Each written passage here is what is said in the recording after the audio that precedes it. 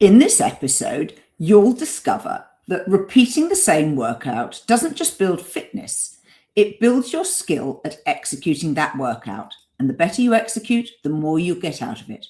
Today, you'll learn why execution quality is a performance variable in its own right, how to avoid wasting strokes getting into a piece, and how to make the right changes to pressure and rate at exactly the right moment. The workout doesn't start when the clock starts, it starts before that. Let's talk about how. Feel the grip of the oar handle, smooth yet firm in your hands. Taste the salt of your own sweat and the occasional splash of water. It's all part of the journey. Welcome to another episode of Faster Masters Rowing Radio. Each week, our host, Masters rowing coach Rebecca Caro, dives deep into the world of Masters rowing. Whether you're on the water or in the gym, join us to become a faster master. Let's go rowing. Hello, everybody. It's good to be back. And today we've got an interesting topic.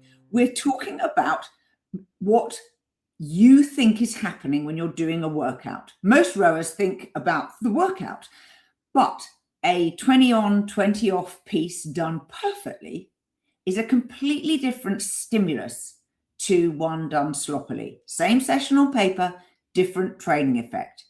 Executing your workout is a skill. Like any skill, it improves with deliberate repetition. So let's get into the detail. When you repeat a workout, so for example, if you're using the Faster Masters training program, in our month of workouts, there are some workouts that repeat week after week after week. Obviously, two things improve. The first thing is your fitness, and the second is your ability to do it well. The second time you do a workout, you know what it feels like to do. You know what the stroke rate should feel like. You know what the boat speed should feel like.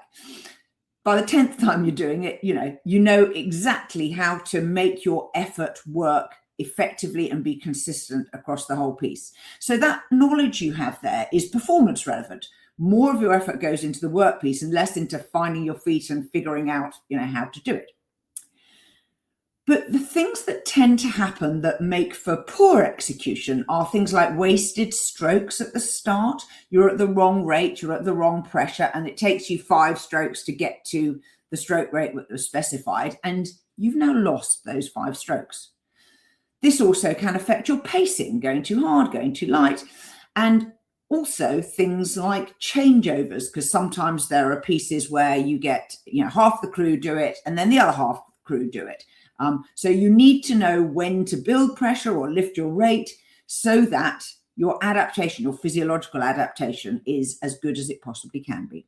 So good execution means you hit the target stimulus immediately and you sustain it, and you finish the piece having worked at the right intensity. You didn't just have a scramble. And over a season, obviously, you have a compounding effect of successful physiological response to well-executed sessions. So let's talk about the first bit of that, which is getting in and don't wasting your approach. You need to sharpen into the piece, maybe by doing a countdown, not using the first few strokes of the piece to get to where you're supposed to be. So, for example, say you're doing ladders, you've got 20 firm, 10 light at increasing stroke rates. In the 20 stroke piece, you need all of those strokes to be at the right rate and intensity. You don't want to spend 5 strokes getting to the specified stroke rate. For example, if you're rowing at 18, you're just paddling and you're going to be moving into the first 20 and the specified rate is 18. If you just go firm pressure from paddling at a light or a half pressure and you're at 18, what will happen is the boat goes faster and you will find that your rate's actually 20. It's not 18. Why? Because you've pushed through the water faster. And as a consequence, even if you take the slide at the same speed as when you're at half pressure, your rate will rise, because actually at firm pressure at 18 and half pressure at 18, the slide speed is different. So before you actually start that first 20 stroke piece, you need to have in mind what does 20 strokes at a stroke rate of 18 and firm pressure actually feel like? One way to manage this is to count down into the piece so that each stroke builds towards that entry stroke rate and pressure on the first stroke. At stroke 1, you're at or very close to the stroke rate. And so you think of your countdown as a preparation for the piece. It's not the beginning of the piece. So you need to get to the right place. How do we do this? Firstly, it's important to have in your mind what is the target rate and what does that feel like. So know in your mind, what does 24 feel like? If you have someone doing the calls, whether it's a coxswain or perhaps the bow person in a coxswain's boat, they might remind you. They might say, next one's at 24. But you need to be able to move to a stroke rate of 24 from your sort of light pressure paddling and know where you're heading to so that you get there accurately.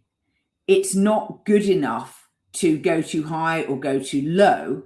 So build your familiarity, and without a stroke coach or an electronic display, you should know in your mind, what does 28 feel like and how different is that from 24? Now, how do we do this? When you're approaching the start of your piece, you need to build up in the right sequence. The principle here is that you get pressure before you get rate, and that order really matters. If you take rate first without pressure, you just end up spinning, particularly in rates over 22, 24. So what we need to do is to, when you're building towards your first stroke, you might say, right, going up in 3, and some people call in 3, in 2, in 1, go, or they might say going up in 3, on the next stroke, take another stroke, now. So they say now on the third of those 3 strokes. But the point is, you need to have first pressure. So we have a coxswain who starts by saying, building pressure now, and at the next catch, you start to build the pressure, and you do 2 strokes of building the pressure, and then they say, rate up now, and then you build the rate. So you've already got the boat moving faster, and then you'll find it easier to move up in rate. Now, remember, in a ladder where you're taking the rate up progressively, in the early steps, when your ladder is at stroke rate 18, 20, 22, 24, it doesn't take much to go from your paddling pressure into those stated rates. What is harder is when you're at 26, 28, 30, 32, then you need to be much more conscious and deliberate of how you first build the pressure, then you build the stroke rate. Now, the key thing here is to know that you start a change like that, a change in pressure or a change in rate, start it at the correct place in the stroke cycle. And for most people, unless it's just you on your own in the single, but even that does apply, you need to make these changes at the catch. So at the next catch, I need the pressure to be up.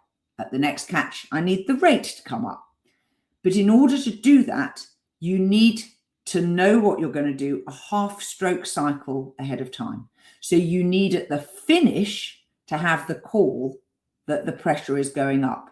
So you call it at the finish so that the rowers have got it in their mind. I know what I'm going to be doing, and I've got a half stroke cycle to get to the catch and then to make the change that's been called for.